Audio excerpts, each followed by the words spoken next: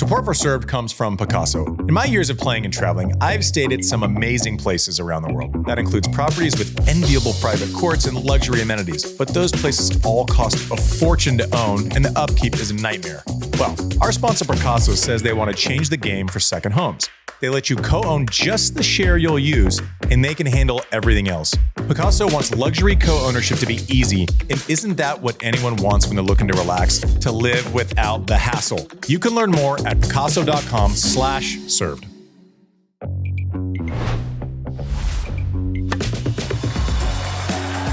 Hey everyone, welcome. This is Served, presented by Picasso. Guys, we had a day. We had quick 36. Quick 30. Oh, that's generous. I had a quick 24. You guys had to pack up the stuff. Yeah.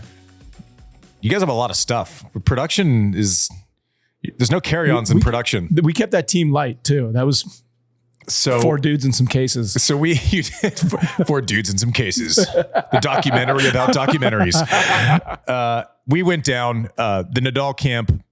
Benito, Rafa, they were nice enough to host us in the Dominican Republic, where he has some business going on. Gave us an hour to sit down. I mean, he was in the midst of doing hotel tours, and then he sat down with us, and then he met with the president of Dominican. Right? He was like, "Sorry, I have to go. I have to go show the president around." And I was like, "Oh, okay. Yeah. So nice to meet you." Who doesn't? Yeah. But it was very nice of them. I guess the point I'm trying to make, it was very nice of them to reach out to us and say, we'd love to have you come down. Rafa hasn't really spoken much post-retirement, and he'd love for you to host you guys and have you come down and chat for an hour and squeeze us in between, meeting the president of countries that he is in. But look, we had a great time. The opportunity was awesome for us. I think, for me, I love doing this show. One, it's fun, engaged. I've fallen in love with tennis all over again after taking, almost a 10-year hiatus from doing anything with it.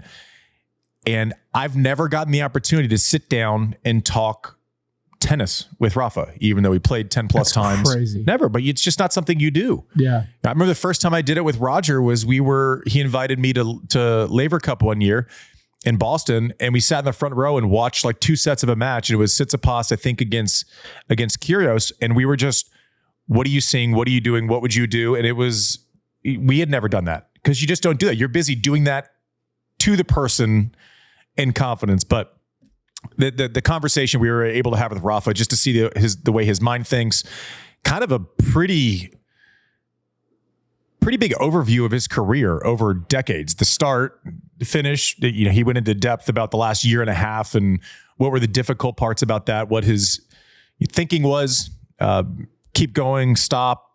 I wondered if he was close to pulling the plug before he did at any moments. Anyways, all those questions answered.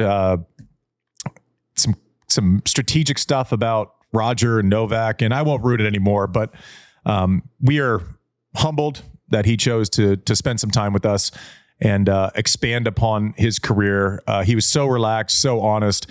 It was cool. So I won't ruin it. I could sit here and talk about the interview for an hour, but we'll just let you hear it. On the other side of the break, the legend Rafa Nadal, brought to you by Picasso right here on Served. Support for Served comes from Picasso. When you're on vacation and you're driving around a nice neighborhood, like a nice neighborhood, and just for fun, you look at how much those huge houses are, it can be shocking. You can even make a fun game out of who can guess the closest without going over. But the truth of luxury real estate is whatever you guess, it's probably not over. That's the thing about these places. Those crazy high home prices are just the start. They also require never-ending maintenance, and also no one wants to pay for a place you only use for a few weeks a year. Well, with Picasso, you just buy the portion you'll actually use, and they handle absolutely everything else. Maintenance, landscaping, even taxes and bills. That means you just show up and enjoy it. And you can co-own in amazing spots all over the world. Homes starting at a fraction of full ownership prices. Luxury co-ownership with Picasso lets you unlock the best of a second home, living without the hassle. So if you want luxury without the multi-million-dollar nightmare, you can go to picasso.com/serve and check out their collection of homes with private tennis courts. And yes, pickleball courts too. All right, welcome back to Served. As promised, the legend himself, Rafa Nadal, has joined us. We are down here at Zell Hotel and Resort for the opening here in Punta Cana. You've been busy since you retired. Like you retired, and I feel like all you're doing is building and hotels. And this is your first hotel outside of Spain, I think, if we're correct. Are you ever going to take a break, or is it just into the next thing? Hi, hello, Andy. Well, thanks for being here. It's a pleasure to see you again. And since I retired, was not as much time off that I supposed to have, but it's normal. No, when you have a big change in your life, you need to organize the new life. No, so I take it like it's the first year going to be a little bit like this, to organize and to discover a little bit what I want to be in this next step of my life, and then I think the thing's going to be better organized, and I'm gonna have everything more under control. But it's normal. Now the first couple of months after retirement, I have to be there. I have to be the other place, some meetings, some awards. So that's life. Are you enjoying anything differently post-retirement? I know when I retired, all of a sudden I wasn't in a rush to get out of dinner to go prep for the next day or to get ready for the next match, even though you are busy and doing amazing things with your foundation, your academies, with the hotel groups. Are you still finding time, or at least being intentional about finding time, with family? I saw you eating breakfast with your family here this morning. It was beautiful to see. Yeah. I mean, when you are on the tour, I think the way that you approach your diary basis is completely different than when you stop it. Then when you are there, you feel that you need to be on a rush all the time. And even when you have, I remember when I have a few free days off, I wanted to do all these things that I am not able to do it. No, so the time is precious now. It's different approach. Still adapting to all of this, but of course, give me the feeling that I can enjoy more what I am doing. No, I am not thinking, okay, I only have 1 hour because I have to be there. I have to, it's a different approach, and I am enjoying this new part of my life. But as everything, all the big changes takes a few time. I want to talk through, and obviously we want to get to your career. And I had a hard time as someone who played against you, as someone who's watched you as a fan, going through your history with the sport and your accomplishments. It's tough to pare down like what is actually, what you can talk about specifically, because it's so big, right? What you've accomplished is so massive. But I want to talk through, I want to start with the last year that you were on tour, right? The stop and the start. Am I healthy enough to play? Am I not? Can I still reach the best level? Or is it time to shut it down? And all the while knowing, when you're 23 years old, you're going, okay, I know I'm good enough and I need to schedule accordingly to make sure I'm at my best here, as opposed to maybe the last year just trying to find your best for that moment in time. Can you walk us through kind of how it was tough mentally, physically for the last year, and with the decision looming? Yeah, I mean, in some way, I am a positive guy. I last year, of course, have been mentally tough, and I went through some painful moments in terms of accepting things. During all this process, you go through like a mountain of emotions, no? So it's difficult to explain in words, but okay, to put everything in perspective, in 2022 I was winning slams. The first two. Exactly. Then I got injured in Wimbledon. I had my abdominal break being in semifinals. I was not able to be on court, and then in the US Open, in the previous days of the tournament start, I had again a tear on my abdominal. So in my mind was, okay, now after that, I became father, so was a little bit different approach of the end of the year.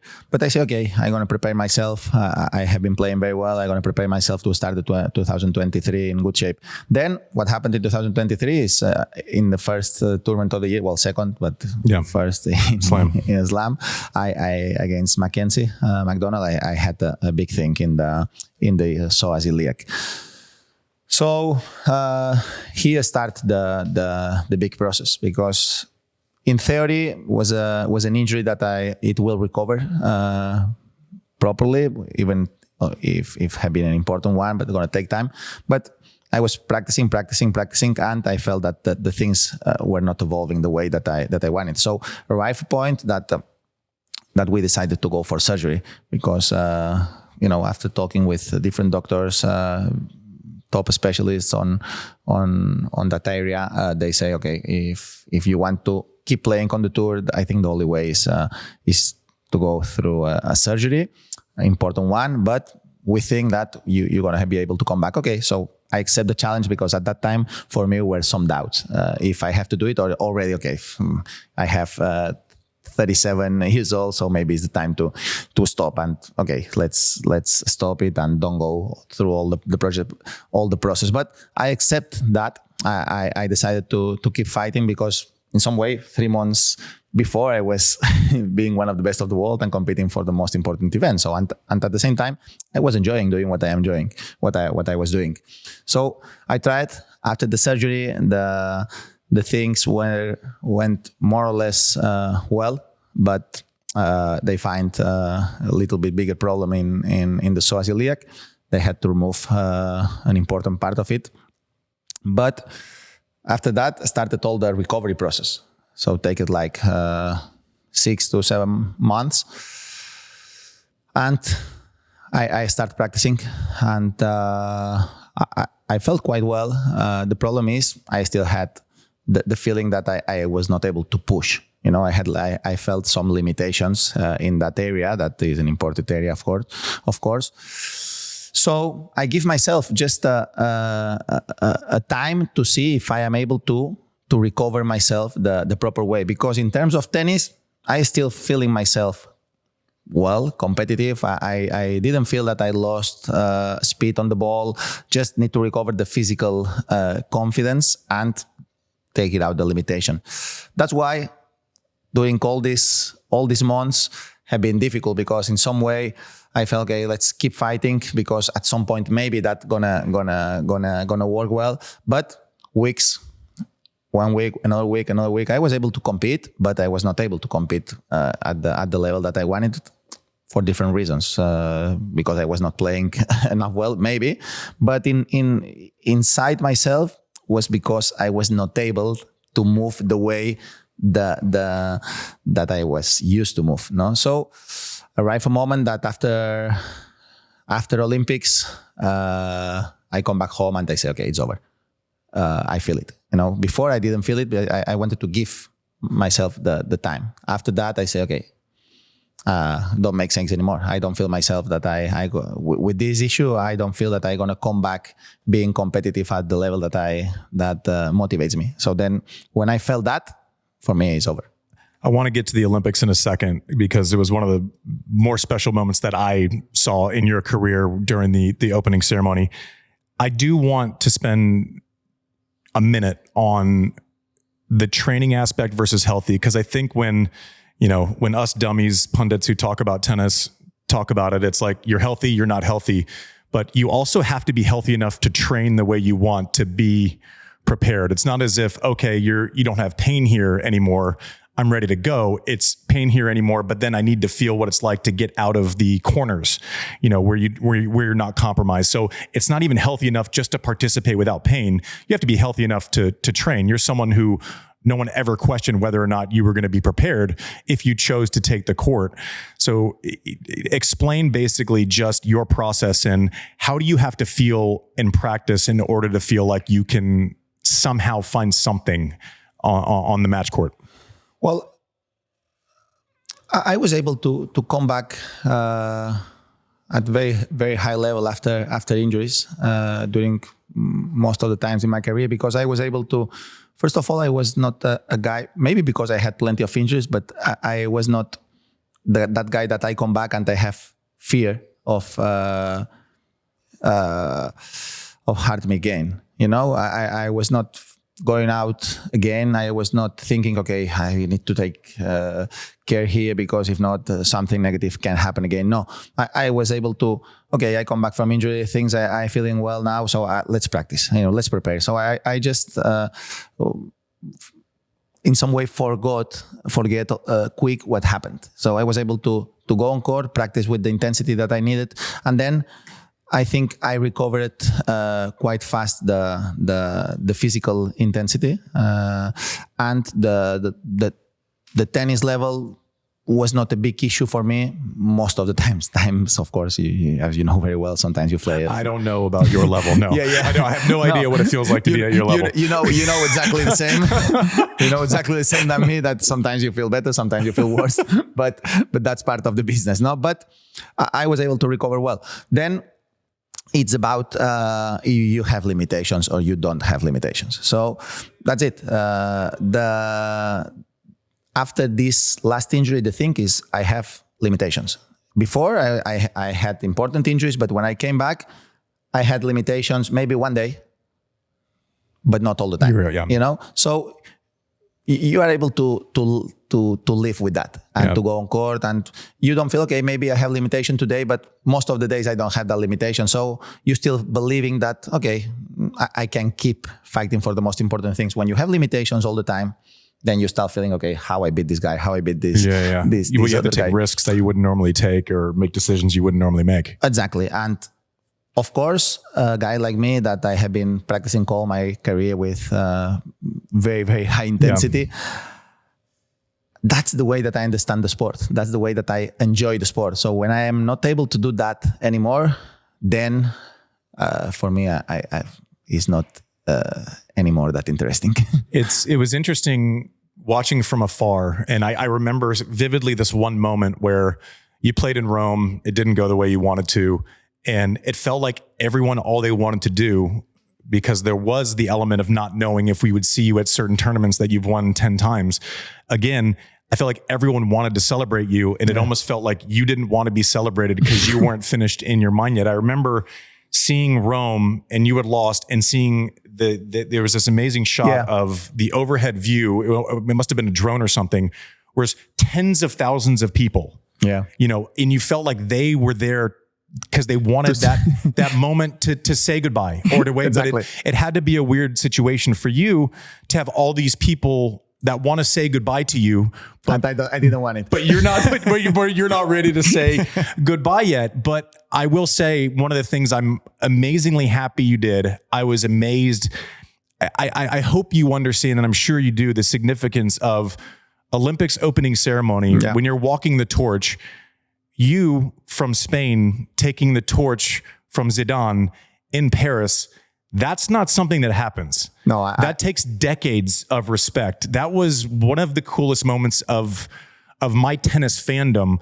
And I was proud for our sport. I was obviously proud for you. I was happy, but also having that much history in that city to the point where they're going, you know what?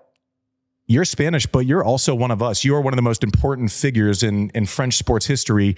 How did that go down? When did you know? When did you get that phone call to participate? And what did you feel?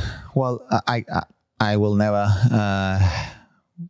will have the chance to thank enough the organizers, the French people, and the Olympic team to give me that moment. Honestly, without being French, give me that moment, because it's not a moment of the ceremony. They give me that moment.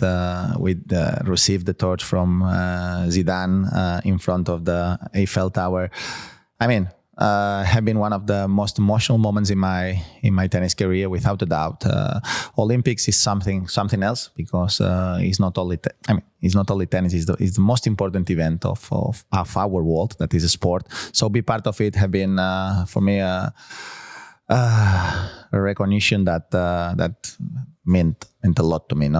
And of course, in Paris, that the history that I had with that city is it's difficult to explain, honestly, because I really don't know how we arrived to that numbers that for me are difficult to imagine, but it happened, and for me, feel the love of the people and the support of the people in the most important place in my career is something that makes me feel very proud, very happy, and I am incredibly thankful to all of them. It was well deserved. I remember I was watching, and everything's a surprise when you're watching the opening ceremony. I didn't know, by the way. You asked me that before. I received a phone call from the team, from the president of the organization, the Olympic Committee in French, that tell me, we want you to be part of the ceremony. I say, okay, for me it will be an honor. But honestly, that day, normally I will go with the Spanish team on the boat, but I was not able to do it because... Did you know, you knew exactly what you were going to do? No, I didn't know. Wait, they didn't tell you what you were going to do? 5 minutes before, 10 minutes Stop before. Stop it. 100%. I know I will be, because it was a super secret. I arrived there. Okay. So when honestly, the feeling is I didn't know what's going to happen. So because they wanted to be completely secret, like a surprise. Wow. So I was there in like a small area waiting like half an hour before, because it was a mess to get there with all the people. It was raining, it was crazy. So then when it's time. So when we were walking there, so they start to explain me. So you're gonna be there. You're gonna pick up the torch from. What did did your heart sink? Like, or did, like, it's overwhelming because I don't know what's going to be. But for me, when we see the image, I going up stairs, going to the stage to pick up the torch. So in that moment, I had like 2 minutes of waiting there. So when I realized the moment, I started to cry a little bit before. Yeah. And when I started to cry, I say, shut up, man. Stop it. It's not the moment to cry. It's the moment to enjoy. So I say, okay, boom. Try to not be too emotional. Just enjoy the moment. So I say, okay, let's go out. Let's do the thing. And let's have fun. It was amazing. Well, I was emotional. You were crying 2 minutes before. I was crying 2 minutes afterwards. But I was so proud for you and for our sport to have that representation. Thank you. On that stage. Something it's funny. I love doing this show because I get to talk tennis with people that we've played. Yeah. We know a lot of the same things, but we've never actually talked about tennis, right? True. Yeah. So I'm fascinated by a couple of things, right? That I want to get into is one, your learning curve. It seems like you rarely made the same mistake again, right? So I saw you and I lived the personal example of your progression that made me go, oh shit. The first time we played, I had heard about your name. You had beaten Moya the year before when you were like 9 years old in Hamburg. Yeah, you killed me almost with the serve. I had to. Like there was, that would have been the easiest route. Yeah. And I was too young and too brave to try to return inside. No, you served me to the body. Yeah, I had to. And every time I played a young player at Arthur Ashe, I did the same thing, and it was like one of two ways. I'm glad you brought it up because I think I hit one. I was feeling at that because I didn't want to lose to this young kid at the U.S. Open. But normally, you do that to someone who's on Ashe for the first time and they laugh, they make a thing, they do like, it's like the show and you didn't give me anything. It's like, you just looked away and acted like I didn't hit it at 150. And I was kind of proud of myself for a second. So I go through that matchup, that surface, that moment was good for me. It was probably the last time that we ever played that it was good for me. We played 10 weeks later and they sub you in an hour before the match and they take out Juan Carlos Ferrero, who's former #1 French Open champion. And they put you in after I had won in a very lopsided way. And I remember after the US Open, I said, this kid is really good. He doesn't serve big enough yet. There are some things I feel like I could bully him around the court. And obviously it's a fast, hard court. And so I'm going, okay, this is going to be a year, 2 years. There's going to be a process.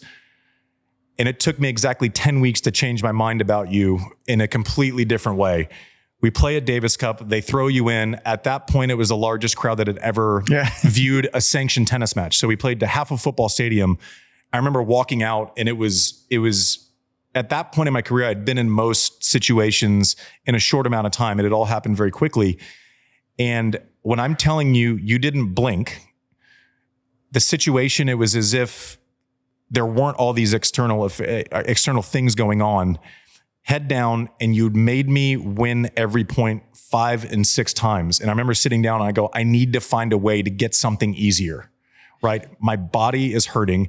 This kid's body isn't hurting. And I walked off the court that time and I went, oh, okay, he will be great. But then the questions are, he's going to be great on clay. Can we transition to the other surfaces? And my 2 favorite statistics about your career are the all-time record for slams before you 3 crazy people came on was 14 slams by Pete Sampras. You matched that in 1 Grand Slam tournament. Like, you've completely ruined the conversation for mortal players, like completely. And then you've won 8 slams outside of clay, which for context, and I want people to kind of absorb that, because obviously you're the greatest clay court player ever. Obviously, I think you're the toughest out on a given surface, on a given court in the history of our game. 8 majors outside of clay is the amount of majors that people like Agassi won in total, Connors won in total, Lendl won in total. It's more than Becker. It's more than Edberg. A couple of things that I want to know is your learning curve. Was it instinct? Was it natural? Is it something you thought about? You just didn't seem to, like, there was never a moment after that Davis Cup match where I was like, oh, he's a young prospect, but it's going to take him a couple of years. I'm like, he's here, he's dialed. He's different mentally than he was when I saw him 2 months ago. Is that innate? Is that something that was worked on? Is it a combination of those things? I think it's about having, first of all, the right determination and the right people next to you. I mean, I have been a guy that come from somewhere from a sportive family. My uncle was a football player. He played 3 World Cups representing Spain, and my uncle, that was my coach for most time of my life, was a good tennis player. Not at highest level, was a good tennis player, but was a fanatic of tennis. No, so in some way, I all my life since I was a kid, I was educated to be better and better. I mean, to have the determination to improve. So all my practices, honestly, were dedicated to be better. I never approach a single practice without the motivation to improve something. That's the truth. So for me, just practice for practice to be in good shape don't motivates me much. That's the truth. For me, it's boring. What's excite me, what's give me that extra motivation is go on court with the determination to improve something. And in that moment, I knew, even if I played a good match with that. Very good match with you in Sevilla in the final Davis Cup. That was one of my favorites of my career, without a doubt, because it was the first big victory of my career. I knew in that moment that I had plenty of things to improve, and even the year after, when I become world number 2 and I won that year. I mean, 2005, I won 11 tournaments. I won my first. It's true. But that year was the year that I won more tournaments in my career. I played a lot, but then I finished with the most important injury in my career. That was the foot at the end of the year. But I won my first Master 1000 on hard. I was in Montreal. I won my against Andre against Agassi in the final. It was a great final. And then I won in Madrid against Ljubicic in indoors. 5 sets. And after that, I got the injury. I got the injury during the match. So in some way, I tell you, people, because I start winning a lot on clay, people start thinking about me that I am a clay court player. But the truth is of course, my game adapts well naturally to the clay. But I love playing on fast courts. And probably people it's normal that the people, of course, I still winning. I finished my career winning a couple of US Opens. But my second best surface was grass. I think so too. The truth is that the problem that I had on grass, because we can't lose the perspective. I played the final in 2006. So wasn't that is not that take me like 5 years to start playing well on grass. You know, I lost in second round 2005, but of course Muller against Gilles Muller. But in 2004 I was not able to play because I was injured. 2003 I beat Mario Ancic already first round. Did you, on grass? On grass. That's a good win. I played him in the semis the next year. Exactly. I bet Mario. He beaten Roger there. Yeah. Before. That's it. So my game adapted. I was a guy that was able to adapt well to the surfaces. So on grass, I played the final in 2006, 2007. I won 2008. 2009, I was not able to play. Thank you. That was my part of the draw. No, it doesn't matter because it was not my year. but then I won in 10 and I played the final in 11. So I played without playing in 2009. I played like 5 finals in a row. You know. So then arrived a point that I was not able to play anymore on grass for a lot of years. It's not like I forget playing on grass. It's simply that my knees were not holding. I was not able to slow down. That was the hardest service for you physically? 100% for the knees. Because I was not able to play on grass, I needed to feel the control of my knees. Yeah. And my knees were super bad. So after that, 2012, 13, 14, 15, 16, my knees were not good enough to play on grass. And then I recovered well from the knees. So then I started playing again well on grass. Was 17, 18, 19. So during this period of time, that was very important years of my tennis career, my body, my knees didn't allow me to play on grass. That's the truth. And then for me it was painful because I felt that my chances were bigger if I was healthy enough on grass than, honestly, I prefer to play against Novak on grass than on hard. Yeah. I mean, that's a crazy thing to say out loud, but I actually don't disagree with you. Talk about the adjustments, because one, talk about the fit on clay. And I want to know through your eyes, because I've explained it on this show before where we've talked about, I try to talk about the challenges with playing you or Novak or Roger, but like in very specific terms, right? So my backhand is not good.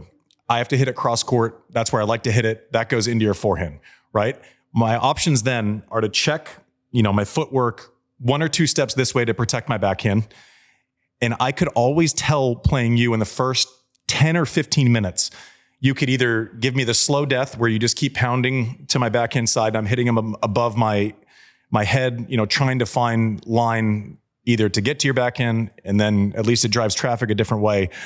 But then in the first 10 minutes, I feel like at least in our matchup, the shot that showed me I was in real trouble was if I hit a good backhand cross and you would wait, and then you would wait until the last second and sling it line.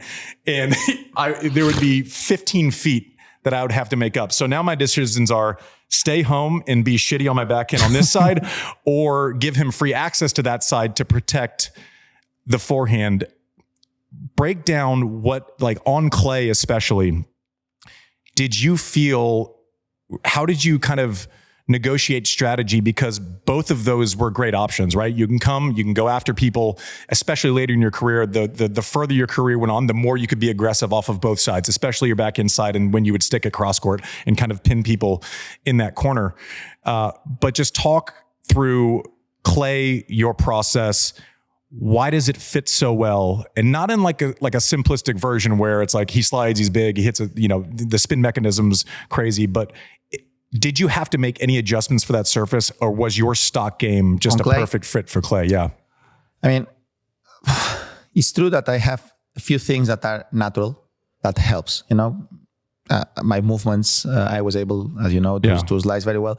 I was able to slice very well with both legs. Something that a lot of players are able to slice well only with one side. So I was able to slice crossing legs open stance. On defense, mostly on the forehand on side. defense, on running from the drop shot. So that's even on clay is one thing. It's important. Okay, you can play well without us having a very good a capacity of sliding. But I tell you, you get much more power and much more control if you are sliding. Even in not a very difficult ball, when you arrive with the right slide, you get the control, you get the power on the legs, and you are able to hit the ball with better quality spin. No, so what I feel that why I was that good in that surface is, first thing, I am lefty, helps in some way, because I was able to push back the opponents with my forehand against their backhand, and then I was able I was quick enough to be on control with my forehand. And when that happens, I was not amazing winner shot making, but because I was playing with high intensity most of the shots, sometimes I was doing winners without.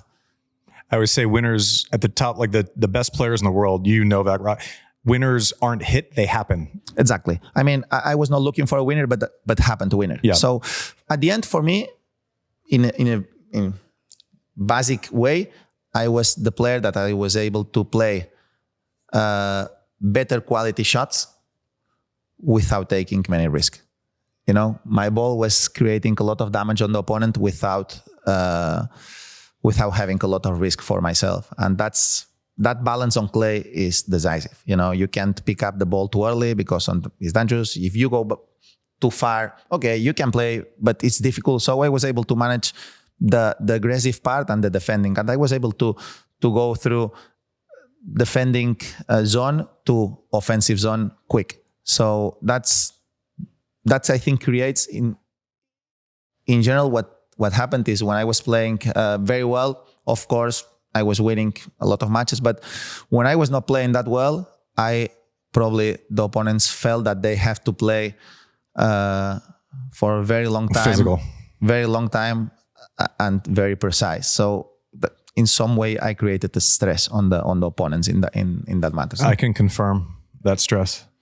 The things with sliding too, also, I'm glad you said it, is playing defense in different ways. Against some people, playing a chip down and for other people, you were able to be like fully extended, still get the ball up, but actually take pace off of it. So all of a sudden we're restarting from above our heads again, which is impossible. And also you would slide in, hit the shot, and in the same motion, you would have already made it 2 feet back to the center. So it makes the court feel about this big when you're playing against you on clay. And I wasn't good on clay anyways. And then, to play you twice in Davis Cup was a real problem.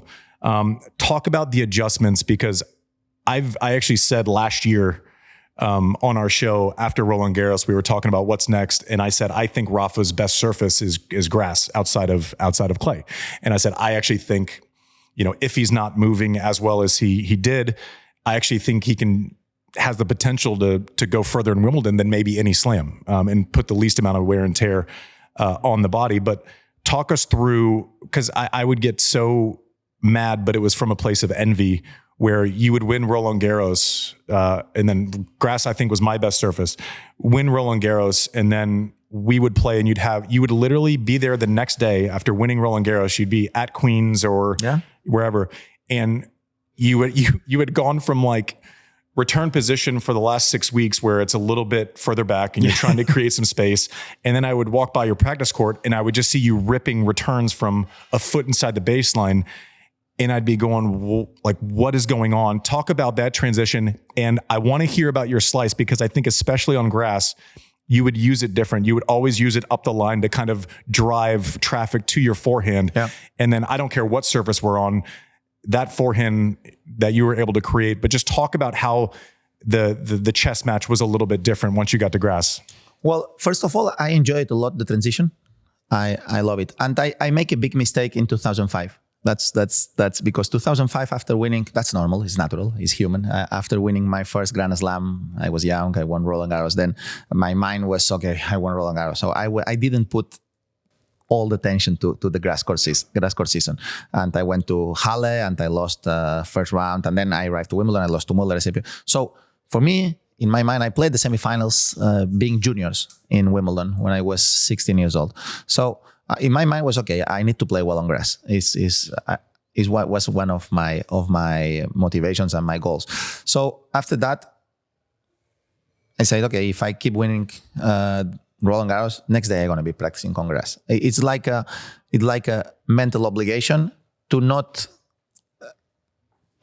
lose time thinking about if I won Roland Garros or if I won, I had a great clay court season. So, okay, it's over. I need to be focused on grass. That's why it's like more a way to say, okay, that's past. I need to be focused on grass. And I love that transition because after playing on clay for 2 months and a half, you it's like changing completely the mindset, and you learn again how to move on grass. The shots that create damage on clay, on grass don't create damage. So you need to approach the point in a different way. And it's about learning again how to play on grass. And put in perspective that I was not you. I was not getting many free points on grass. So I need to play very well from the baseline. Because on grass, when you have a big serve, in some way you arrive. I mean, you are not that adapted from the baseline. But if you are getting 3 points, okay, the match is there, you know, and you can create some good shots in the important moments, and you win the match. Now, in my side, from my perspective, I needed to play well from the baseline, because my serve, okay, can help a little bit, of course. One of the reasons that I felt that I was better on grass than on hard, especially at the beginning of my career, is because my serve, even if was not good, the spin took a little bit more on grass. Was not a good serve on grass, I was able to get some 3 points, and on hard was more difficult for me, you know. But I enjoyed the way to use the slice. I was able always I tried to use the slice a little bit down the line, and then I was, because I was quick with the legs. I was able to pick up the next shot with my forehand and be aggressive. And I enjoyed that feeling that, okay, on grass is not an option to speculate about. I can be defensive, I can be offensive. No, I have to be offensive. It's recognizing that first ball and taking that exactly. That first shot, I mean, it's not choice. If I go defensive, I don't have any chance. So that helps to my mindset, because I mean, I am a player that I was not. People sometimes think that I am defensive. I don't consider myself defensive, because I feel that I am a player that I was able to play every shot with a goal. So I was not defensive, but I am not super offensive. So I was a player like, I mean, speculate a little bit when I have to be offensive, when I have to be defensive. So on hard, sometimes, you know, depending on which hard court, you have the chance to speculate a little bit. You know, you can play a little bit farther, a little bit more in, and you still can have success.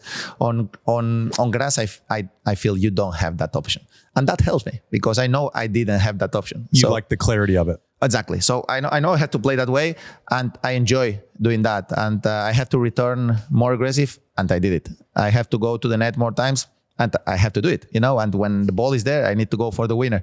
So it's no choice, because you can't come back from defensive position to offensive positions that quick. I wanna talk about the three of you, right? And I'm not going to compare, because I hate it when everyone asks to compare it's this. Good. That's part of this life. to that. No, I know. I just don't like it. I'm more concerned with like the strategies of it, right? So very simply, one, I know what I think from the outside on the progression of, I don't think any of you would be as good as you ended up being without being pushed by the other two. Agree. Right. So Roger against dummies like me could get away. I couldn't find this pocket on Roger. I couldn't find his backhand up high. I couldn't get away from it. I couldn't create the spin. When he would hit that chip, he knew that he could just start over. Right. And then I was working. You come along and the lefty and the spin, all of a sudden he has to get better, because for the first time he has to protect this pocket up top. Conversely, that spin mechanism that you create, Novak all of a sudden is the first person who can knock that down consistently and find the space in the court and either actually maybe hurt you here or find your backhand over and over. Against each of them, what was one thing that we might not think of that you knew that you had to do well and that you had to prevent them from doing? I think have been completely different approach to the matches. I think with Roger, the match, and that's, in my opinion, that's why the rivalry with Roger was a little bit more, attractive for the fans than the Novak against me. And even if I played more times with Novak, and we played... He played 60 times. Exactly. Yeah. And we played exactly the same important matches or even more. Because with Roger, I think the strategy was more clear. I was trying to do one thing, he was trying to do the other thing. In some way, I was trying to, kill his backhand all the time. And even if, for me, even if I had the chance to play the shot down the line, I was saying to myself, okay, when I have to play the shot down the line, it's only for two reasons. One is because I go for the winner, or the other is because I need to put him away from that side to create more space again. You hit exactly. There to create. Then all of a sudden you have the entire court to work with. And he was trying to avoid that. He was trying to play more aggressive. He was trying to every time when he was hitting one forehand, I felt that I was in a step back, because his forehand for me is the best that I played against. So it's like a little bit more chess match, It's like everybody knows what's going to happen. There are no secrets. Exactly. Everybody knows what's the strategy going to be. And then, of course, when he was playing very well, he beat me. When I was playing well, I beat him. At the beginning of my career, I beat him more on clay, and on hard have been much more difficult. Then arrived a moment that I was able to beat him on hard a couple of times, and then at the end of his career, I think he make it in a step forward. He was playing much more aggressive off the back end side, especially on second serve returns. 100%. Yeah. And for me, he was making a little bit mistake against me at the beginning of his career, that he was trying to play from his backhand again with topspin. So he gave me the chance to keep hitting forehands against his backhand. So he gave me the time. Then at the end of his career, he started to go in to take more risk, and he was playing for me. Honestly, 2017 for a while was the best level of his career. Really? For me, yes. In terms of creating, you felt that you were in his hands. Of course, on hard, on clay, a little bit different, but on hard, no, this is true. He was not playing on clay that year. Then he come back on clay a few years later. I not remember exactly the year, but he played very, very aggressive, and his serve was so difficult to read. For me, his serve, of course, he was very precise, but for me, with the Roger serve was very difficult to read, because he was able to change with the... He could hit 7 different serves off of the same toss. Exactly. And wasn't predictable. Had a favorite serve, but he could hit the other one. Exactly. For me, it was very difficult to predict what's going on. So, and then... I'm glad it wasn't just me. Yeah, that's true. That's true. That was so difficult. No, and against Novak, I think it's a little bit different. I think against Novak was a little bit about, okay, we can have a strategy, but at the end is about, I need to play very well. I need to play very well all the time. And we don't play the same style, of course, but it's not a clear strategy that against Roger, I will damage him against his backhand. Against Novak, I don't have that feeling. The feeling is I need to play very well for a long time, and know that I had to adjust things. No, I can't play too many times against his backhand, especially high balls, because then he takes the ball quicker and puts you in a very difficult position. So I started to use the slice more against him. Sometimes worked me well, and sometimes against Novak was good to play to the middle.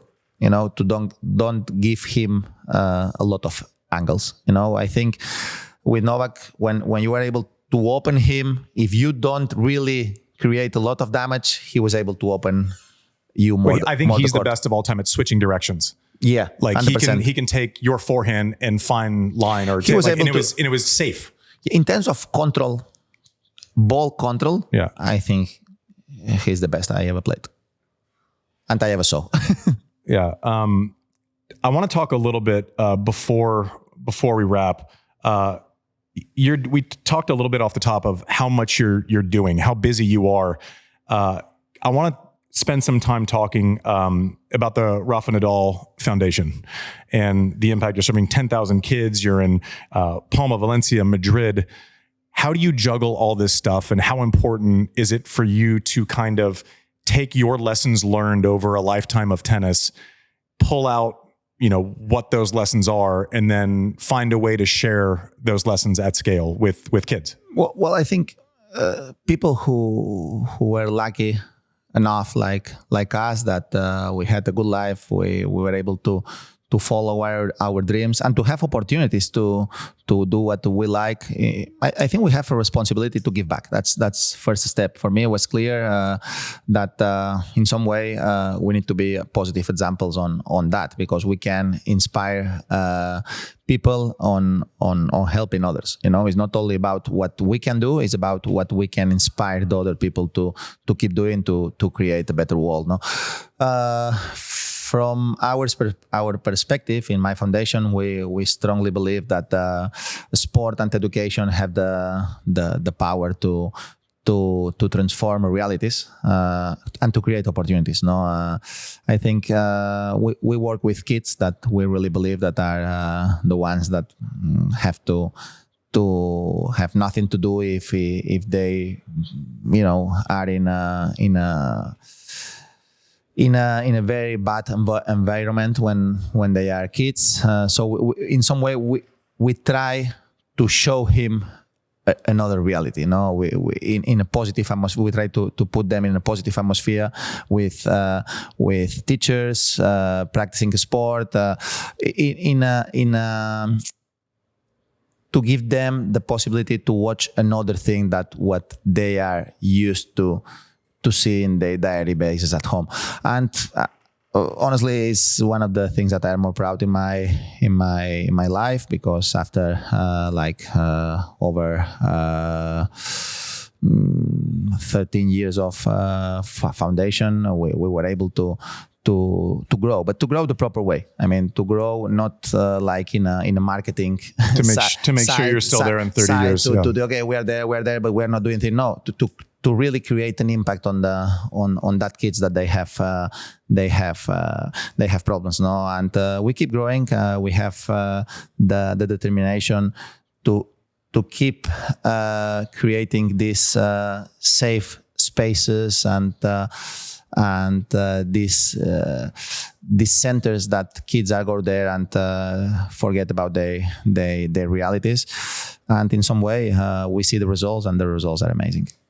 It's funny because you're talking about, leadership basically, and leaving someplace better than when you came along. I was lucky to spend 30 minutes with Carlos Alcaraz, and he was doing some exos in the States, and he was in where we live now, and we were hitting golf balls for 30 minutes at In-Town Golf Club, and it was strange for me because I saw the kindness that you exuded, but it was through him. And I don't know if it's coincidence. I don't know if that's just the way he was built, but I don't think a lot of things happen by accident. So you see, are you watching much now with Carlos, with Sinner? Are you able to see the way that, they've carried themselves? It's kind of in line with a lot of the ways that you exhibited during your career. Is that something you think about at all? Or is it as simple as be kind, hopefully, people see it? Like, there are a lot of players. Iga is one of them. Carlos is one of them that say, I want to act like Rafa, right? He inspired me with the way that he went about it. I don't know. I think we as rivals, I think we show the world that we can be the biggest rivals, but at the same time we can be colleagues. I mean, I don't say best friends, but we can have a good personal relationship, and I think that shows a positive example to the next generations. I am proud of that. We grow with this. I mean, in some way, wild rivalry that we had between Roger, Novak, myself, but at the same time, we were able to don't lose the perspective that we are human persons. No, we don't fight against each other. I mean, we respect each other, and I think that helps to these new generations to understand that you don't need to hate the opponents. You can respect, you can appreciate the opponent, because at the end they are important part of your lives. So, and you don't need to hate the opponents to give your best. That's what I think we showed the world, and I think Carlos is a great kid, great guy with a very good family behind him, with positive values. They are humble. They are good persons. That's true, and that's why I think Carlos is how it is. Because at the end, the values you receive at home, the way that you are educated, then is the way that you show up. And I see the same with Iga. I think Yannick is another good guy, not much show off, focus on what he's doing. Of course, he went through a very, very tough process the last year, and have been it's amazing the way that he was able to keep being focused on what he's doing. But I think it's a new generation of great tennis players there, and I think they're gonna keep helping this beautiful sport to grow and to engage fans. Rafa, on behalf of everyone in tennis, I will speak for all of tennis right now. Thank you for everything that you gave us over the years. Thank you for the memories. Thank you for the respect displayed on everything. I've heard rumors that there's going to be a goodbye at Roland Garros. I don't want you to comment on that. I hope there is, because I hope there's a time where we get to say goodbye to you, that you're also ready to say goodbye to us at scale. Thank you for joining us on Serve, and thank you for your hospitality down here at Zell Punta Cana. Thank you, Andy, for coming. And cheers. Having a thank you, my friend. Big pleasure. Cheers. Well, everyone, I hope you enjoyed that conversation with Rafa. I know I certainly did. Welcome back to Served, presented by Picasso. Gentlemen, I've been around Rafa before. Yeah. You haven't. No. Thoughts?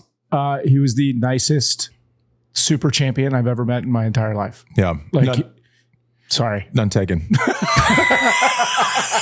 I actually, the joke was worth more than, there's no, exactly. Yeah. So you beat me to it. I obviously don't think I'm a super champion. It's just the joke. I'll never bypass a good joke, but no, it was cool to see him. I mean, you talked about it, right? Like, he was just casually having breakfast with his family. Like, it was a quick trip for him, and he's there with his mom and his dad, and his sister. And it's just, he was so gracious. And, when he got wrapped up, he took a moment and shook hands and gave a hug to every single guy on the crew, didn't have to do that. And I think it speaks to who he is and the legacy he's left behind on tennis, which you guys talked about. Yeah, it was fun too. And he's not someone who's thirsty to get all of his information out there. What we talk about off air when visiting is great. Then it's, family, and he seems like he's in such a great place. Always has been. He's just a responsible citizen. But he told this story. It was twofold. He was talking about, I was like, are you playing at all? He's like, I haven't picked up a racket since I stopped. And he goes, my foot is just so bad. He said after Davis Cup, he goes, I couldn't really walk for a month. What year was that?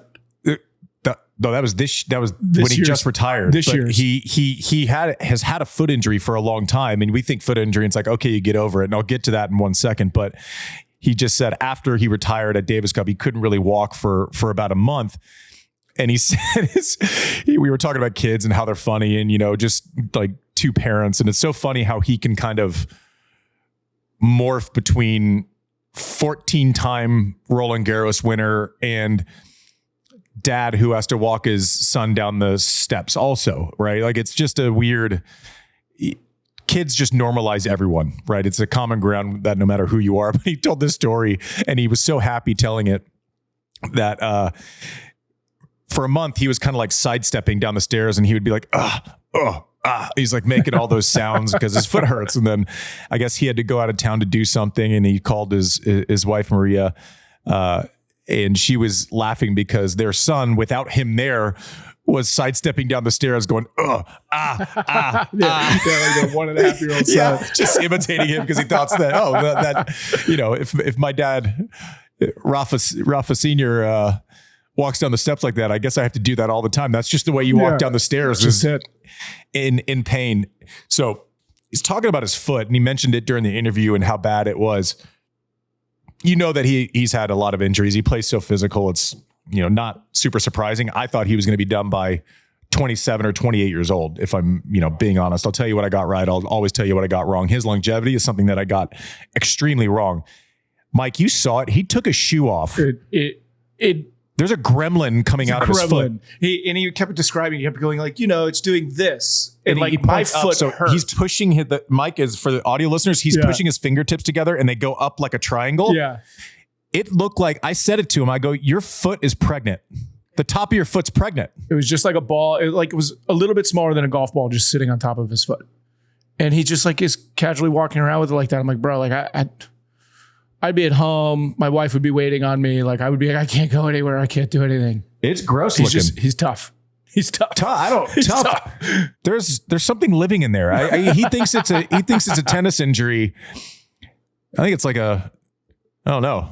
It's got like a beehive living in there. It's about to explode or something. It was gross. But he had played paddle a couple days before Padel. Yeah. He said he first hurt that foot like at the end of 05. Yeah.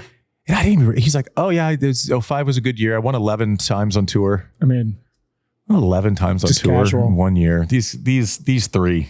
And then he's like, oh, my knees hurt, so I didn't play grass for like however many years. And then they felt great again. And so I started playing again. And you're just like, yeah. I'm like, how? The grassing, I was interested to hear him say that he thought grass was his second best service because I've kind of been beating that drum for a little bit. But it's so funny how bodies,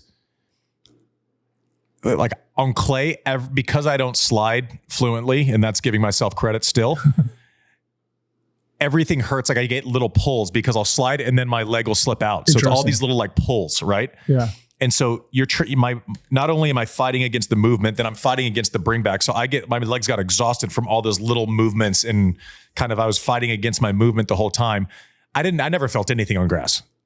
Like really? Knees, back would be sore because you're bent over the whole time because the bounce is lower. But it's just funny how different bodies, different playing styles. Is it hurt his knees because it grabs you more like the option? Like it's going to grab you differently than the way clay or hardcore? I can't speak for him, but I'm guessing on clay, he's still upright. And a lot of the shots he's hitting is like fading away. He's way back in return position.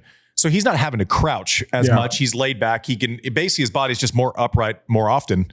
Whereas on grass, he's probably adding another 20 or 30% of bend on every shot. Even returning, he's got to be in like that crouch because he's taking it earlier, right? He's not trying to create height.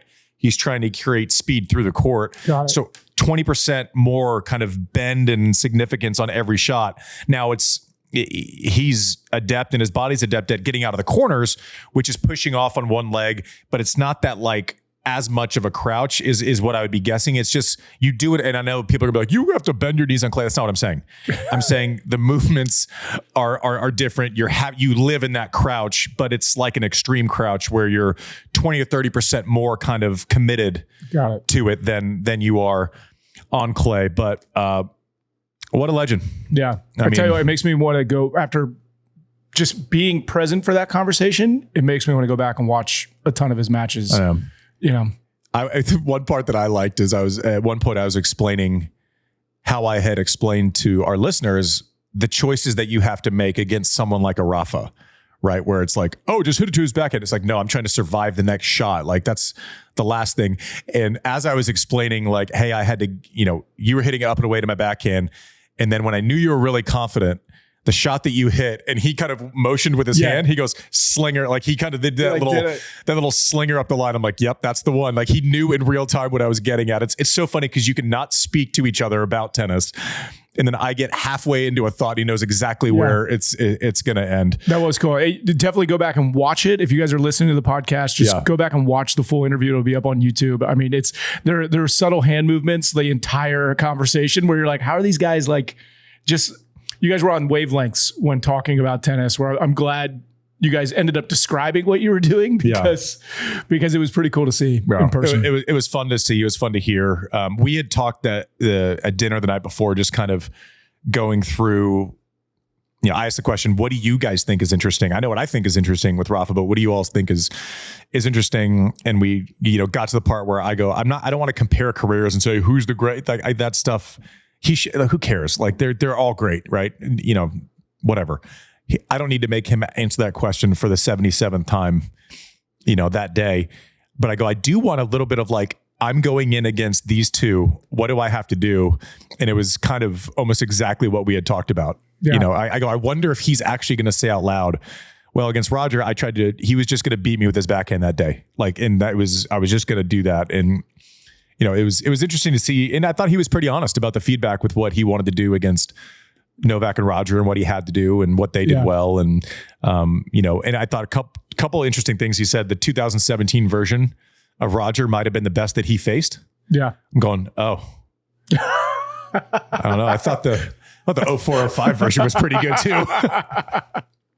And then obviously the Novak stuff with the ball control and switching directions, kind of beating that drum, past just forehand good, backhand good, that we hear a lot. Anyways, I appreciate it. I loved it.